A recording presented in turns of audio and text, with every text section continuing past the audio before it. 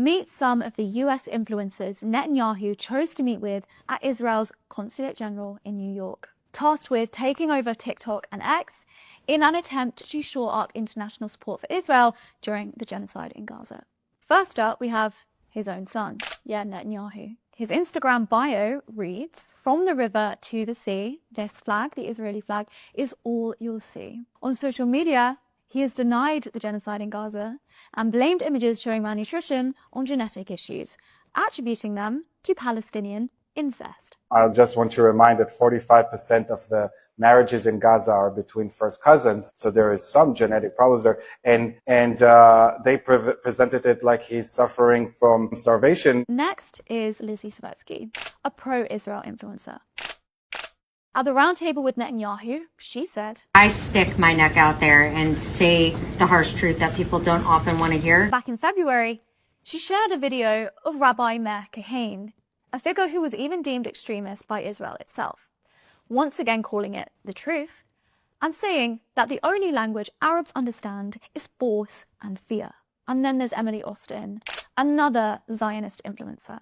She's publicly denied cases of Palestinian suffering, accused Palestinian journalists of being terrorists, and yet was still allowed to report at the FIFA Club World Cup. In one video, she said this about being pro-Palestine. "Imagine supporting people who start wars just to lose the wars so they can cry about it and then try it all again." She was also invited by Trump to view the so-called Epstein files, which of course contained only flight logs and contact lists, already public for years. Another influencer, that opinionated girl, formerly that Zionist girl, following her meeting with Netanyahu.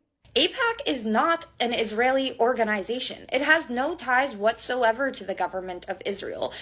So this is the same AIPAC that coordinates directly with Israeli officials, lobbies for pro-Israel policy, and was set up after its predecessor was legally required to register as a foreign agent. The group has also funded hundreds of congressional trips to Israel over the last decade. Then there's Deborah Schwartzman, a Trump supporter and pro-Israel influencer. She called Netanyahu a personal hero and one of the greatest politicians of all time, describing meeting him as the honor of her life. Previously, she posted that people supporting Palestine should rot in hell. The people that are sympathizing with Palestine right now literally rot in hell.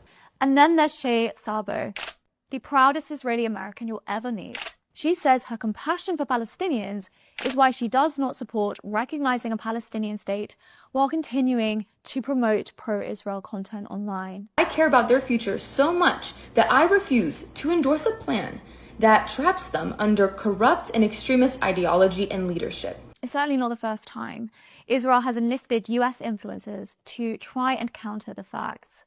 In August, Israel allowed a select number of American and Israeli influencers access to Gaza in an attempt to counter major news organizations around the world and what they'd been reporting about the deadly nature of aid distribution in Gaza.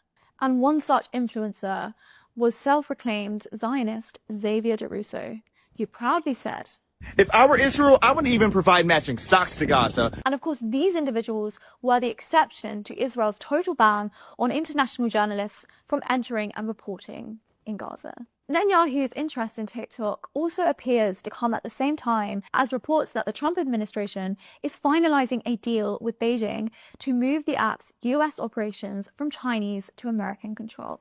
And so, from Netanyahu to Lizzie Savetsky, Emily Austin to Deborah Leah, these influencers are no longer just spreading Zionist ideology.